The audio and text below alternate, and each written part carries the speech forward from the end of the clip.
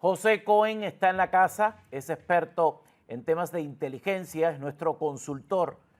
Con mucha frecuencia nos ayuda a entender especialmente el escenario actual en Cuba. Como siempre le damos nuestra más cordial bienvenida. José Cohen, gracias por su tiempo. Gracias a ti, Sánchez Gras.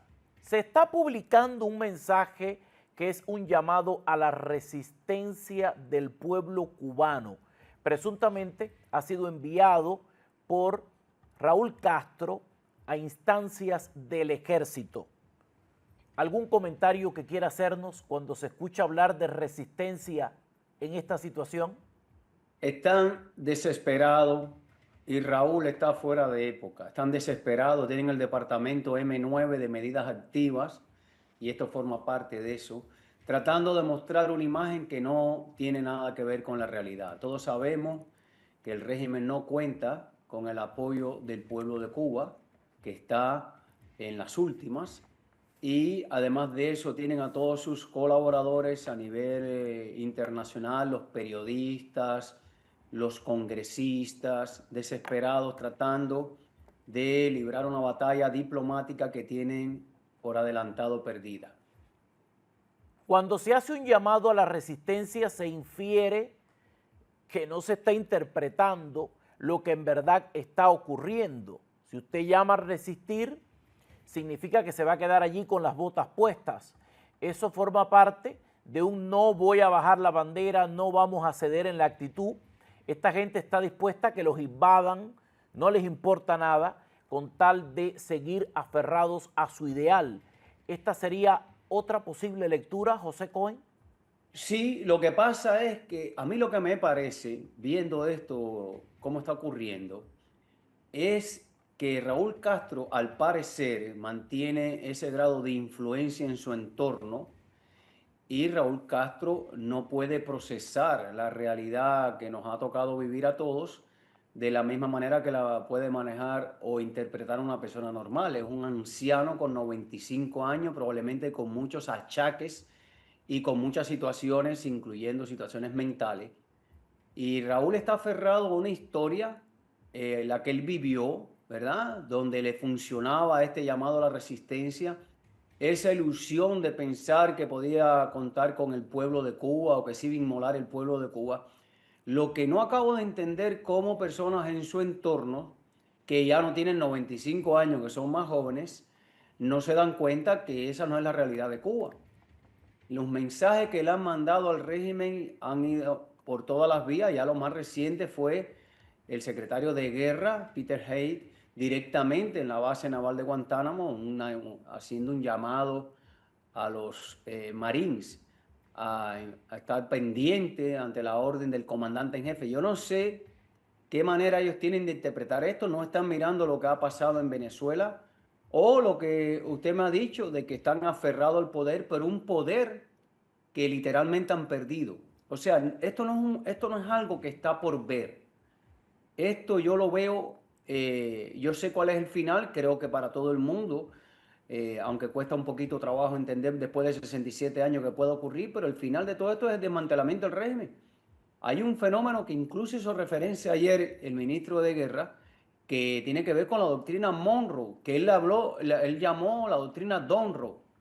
La doctrina Monroe es del año 1823, más de un siglo, 2 siglos, y donde Estados Unidos decía, el hemisferio, o sea, las Américas las Américas para las Américas.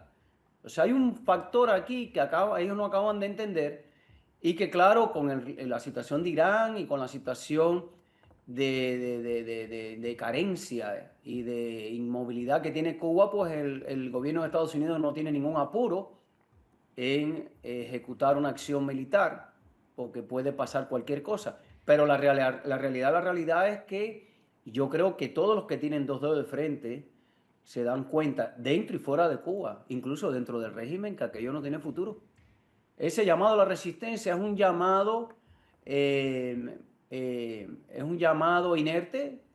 Yo creo que es como un mensaje para la misma población, vamos a resistir. Para todo el mundo que está acostumbrado a escuchar esos mensajes, puede ser que algunos Lo que sí sé que están desesperados porque hay una batalla política acá, que esa sí la desata la inteligencia, o probablemente lo que quede de la inteligencia. Después vamos a ver cuántas personas en estos momentos han dejado de trabajar para el régimen cubano y están trabajando para el gobierno de Estados Unidos, porque yo lo creo muy factible. Después nos daremos cuenta de eso, como ocurrió en Venezuela. Pero la verdad es que eso no tiene otro final que el derrocamiento del régimen, que va llamado resistencia, es absurdo. Incluso lo que están haciendo, si te das cuenta, Sánchez Gras, todos los días sale una noticia diferente en la prensa de que si se van a exportar petróleo, que si se va a ejercer licencia. Hoy mismo Marco Rubio dijo que no y sancionó a Cupé para que quedara claro. Yo creo que si tú quieres seguir, si alguien quiere seguir realmente la política de lo que está ocurriendo con Estados Unidos y Cuba, deben escuchar a la Casa Blanca, deben escuchar a Marco Rubio y no a la prensa. La prensa, hay muchos colaboradores, vínculos útiles del régimen, que han apostado toda la vida a hacerle juego al régimen, y ellos soñarían con tener una Belén Montes que en su momento recomendó al presidente, con toda la potestad que tenía, de no tomar acciones cuando el derribo de las avionetas de Hermanos a Rescate. Pero hoy yo creo que está desmantelado el sistema de espionaje a ese nivel. O sea que está bastante difícil para el régimen cubano encontrar una salida de supervivencia. José Cohen, Irán está firmando la paz literalmente porque no puede enfrentarse ante todo lo que le ha venido encima y sobre todo por ese peso impuesto por el presidente de los Estados Unidos de un ataque total que fue fechado en las últimas 24 horas. Yo recuerdo que se dijo que después de la solución del problema de Irán, Cuba sería la próxima opción, la próxima puerta para buscar la libertad. Probablemente en Cuba estaban apostando a que la guerra en el Medio Oriente se extendería durante mucho tiempo, pero esta semana termina prácticamente con un nuevo escenario. Irán dice, espérate un momento, que yo no aguanto más. ¿Qué nota tendría que tomar Cuba? Bueno, Cuba, lo único que tiene que tomar de nota de Cuba es el desencadenamiento final de la final del régimen. Es más, yo te diría que si por alguna razón se extendiera lo de Irán, harían una operación en paralelo, porque Estados Unidos tiene la capacidad militar de llevar a cabo la situación, mantener bajo control a Irán. De hecho, tienen un portaavión aquí que no tiene nada que ver con Irán. Tiene la base naval de Guantánamo, tiene el centro en Tampa, de operaciones en Tampa, tienen el Comando Sur. O sea, yo creo que aquí, cerca de Cuba, hay más armamento y preparación para cualquier operación militar que en el mismo Irán, honestamente. Porque allí sí tienen que mover portaaviones y fuerzas, pero aquí estamos a 90 millas. Y Exacto. yo sé que es más cómodo hacer la operación, terminar una operación primero y enfocarse en otra. Creo que es más cómodo, por eso se toma el tiempo el gobierno de Estados Unidos, pero la realidad es que están determinados a derrocar el régimen cubano. El brigadier general de Puerto Rico ha mandado una advertencia en las últimas horas que no debe pasar desapercibida. Le está diciendo la cúpula del régimen, número uno, que los militares están esperando la orden y además que sería muy posible que los dictadores abandonen el barco, que se vayan a Rusia, que se vayan a China o que se vayan a Corea del Norte. Evaluemos estos escenarios. ¿Serían admisibles los miembros de la cúpula dictatorial cubana en estos países? No, no lo creo posible. ¿Por Bueno, qué? no lo creo creíble. Vaya, no creo que eso es lo que ocurra. De hecho, si la familia de los Castro fuera a emigrar, emigrarían a Italia. Esa gente no tiene nada que ver con el comunismo. Ellos quieren ser dueños de Cuba, pero no quieren tener dueños. Y saben que en Corea del Norte o en la Rusia de Putin estarían a merced, dejarían de ser papel protagónico, ¿verdad? Abusivo, que es el que han desempeñado por 67 años, y estarían a merced de otro gobierno con el cual yo estoy completamente seguro que no desearían estar sometido a esos gobiernos, a esos regímenes, porque tú pierdes el control de todo. Yo lo que creo que hay una miopía de parte de los Castro, en especial de Raúl Castro, con la edad que tiene, y de su familia, de que creen que pueden pueden sobrevivir a Trump y a Marco Rubio, y creo que están profundamente equivocados. Pero yo creo que ellos entrarían en un proceso de negociación probablemente con Estados Unidos de supervivencia, sabe Dios. Pero eso de emigrar a un país como Rusia o Corea del Norte, que son aliados del gobierno cubano, pero que a la vez internamente detestan. Increíblemente es así, increíblemente es así. Vamos a ver algunos escenarios posibles. José Cohen, el servicio de inteligencia cubano no está olfateando de una manera concreta que el régimen se ha quedado prácticamente sin opciones. ¿Para qué sirve un servicio de inteligencia que no te pueda advertir de que el camino se acabó o está ocurriendo y no les escuchan? ¿Qué cree usted que está pasando? No, el servicio de inteligencia sabe probablemente con más claridad que el mismo Raúl Castro lo que está pasando.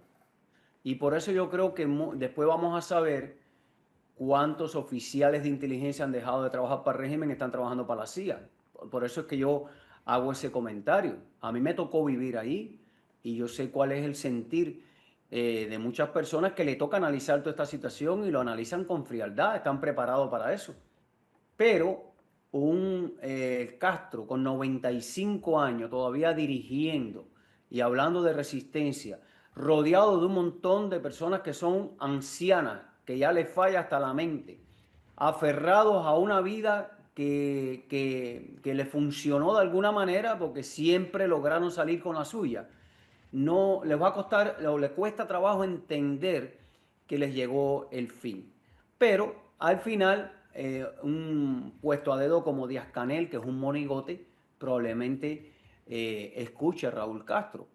Y a lo mejor sus hijos creen que pueden salir de esta situación porque han salido siempre. Y ahí es donde está el error de ellos, de no calcular que el tiempo se les acabó, que le están mandando señales a diestra y siniestra y que es hora de tomar alguna decisión. Si yo fuera ellos, honestamente, yo convocaría un proceso de transición y le dijera, yo le diría, si yo fuera oficial de inteligencia ahora mismo y me tocara analizar esta situación, yo le diría con todo el respeto, este es mi informe, traten de lograr un proceso de transición porque esto no tiene otra salida. Estados Unidos está decidido a que la influencia de Estados Unidos permanezca y prevalezca en el hemisferio occidental y más en las Américas. O sea que eso va más allá de Cuba. Pero parece que ellos tienen una miopía producto de 67 años, como muchas personas no creen que van a ocurrir aquí en el exilio. Aquí hay muchas personas pesimistas y escépticas. ¿Por qué? Porque hemos estado por 65, 67 años esperando lo mismo. Y yo creo que hay que mirar la realidad en el contexto de que tenemos a un Donald Trump que ha cambiado por completo la política de este país y un Marco Rubio que conoce muy de cerca la situación de Cuba. Entonces, Es la verdad distinto. es lo que yo pienso. Eso es lo que yo pienso, Sánchez Grajal. ¿No olfatean un estallido social? ¿Usted cree que podría haber un estallido social? Hay gente que cree que en Cuba no va a haber un gran estallido social porque cada vez que hay una gran crisis, las fuerzas motrices que empujan ese tipo de estallidos terminan abandonando la isla. Los éxodos más recientes son de hace poco tiempo, o sea, mucha de esa fuerza se fue de Cuba simplemente y están esperando regularizarse fuera de la isla. Con lo que queda allí, ¿podría germinar un nuevo y gran estallido social o esto hay que despejarlo? Bueno, desde mi punto de vista, Maquiavelo decía que el hombre ceda a la amenaza. Y no es porque el pueblo de Cuba no pudiera provocar un estallido social, pero está acostumbrado a que lo repriman. Y en el nivel de miseria, de necesidades, de vicisitudes, de personas sin agua, sin luz, de supervivencia, es muy difícil que ocurra un estallido social. Y si tú me preguntas si en Cuba hay un estallido social, bueno, los hay todas las noches, pero si te das cuenta son movimientos espontáneos de vecindades, de personas desesperadas, pero de ahí a que ocurra, por ejemplo, un 11 de julio, que fue un estallido social un poquito, una dimensión un poquito más grande, acuérdate que fue muy reprimido y acuérdate que está un aparato de contrainteligencia de personas que les están diciendo si estos se caen los van a arrastrar por las calles, tienen miedo también ellos, entonces están dispuestos a cumplir cualquier orden en su ignorancia. Esto de un estallido social es como decirles en la Segunda Guerra Mundial a un campo de concentración donde habían 5 o 6 alemanes dominando a 10.000 judíos, decirles que se alcen contra los 5 o 6. Podían hacerlo, pero no lo hacían porque el hombre cede a la amenaza, el hombre tiene miedo, el ser humano tiene miedo, el cubano de por sí no es suicida, no quiere preservar la vida, es su naturaleza, es su cultura. Entonces yo creo que ellos más o menos están lidiando. Fíjate, si te das cuenta, no están, por lo menos públicamente, tan agresivos tratando de reprimir estas manifestaciones. Y todos los días hay cacerolazos, todos los días hay manifestaciones, todos los días salen gente a la calle. No hay prensa en Cuba, o sea, lo que nos enteramos es lo que la gente publica. Entonces ellos tienen más o menos controlado la situación interna. Ojalá que eso se pudiera organizar y diera el traste con el régimen, porque ahí entonces Estados Unidos sí intervendría de inmediato. Pero también podría intervenir Estados Unidos por la crisis humanitaria y convertir esto en una intervención humanitaria para salvar vidas. Simplemente los cubanos se están muriendo. Concretamente se están muriendo. Hay dos percepciones distintas. Hay como una percepción nacional del problema, hay una percepción internacional del problema. ¿Usted cree desde su experiencia que los agentes de inteligencia están modulando estas dos percepciones para generar un nivel de confusión y que todo vaya más lento? Sí, eso sí, tienen desesperadamente a toda su agentura, a todos sus periodistas, agentes de influencia en el Congreso, en el Senado. Estoy seguro que están ocurriendo reuniones, si te das cuenta, la información a veces confusa, la que se publica incluso en periódicos como el Miami Herald. O sea, que tú te das cuenta, mira, si ahora el FBI, si yo fuera el FBI y tuviera recursos para esto, porque a veces lo que pasa con Estados Unidos es que todo funciona con dinero y priorizan, el dinero lo ponen en cosas priorizadas. Pero si esto fuera una prioridad, yo me dedicaría honestamente, si a mí me tocara hacer ese trabajo, a buscar a todos periodistas, congresistas, senadores, personas en el manto, en las universidades, en el mundo catedrático, y yo buscaría a todas esas personas que están apostando por salvar al régimen, porque existe una grandes probabilidades, fíjate, de que muchos de ellos o algunos de ellos hayan sido reclutados por el servicio de inteligencia, porque ahora mismo cuando se manifiesta eso, si a mí me hubieran dicho en su momento y hubiera conocido que Ana Belén Monte como analista del Departamento de Defensa había hecho un informe recomendándole a Bill Clinton que no bombardeara la base de San Antonio y que dejara hermanos a rescate así, sin ninguna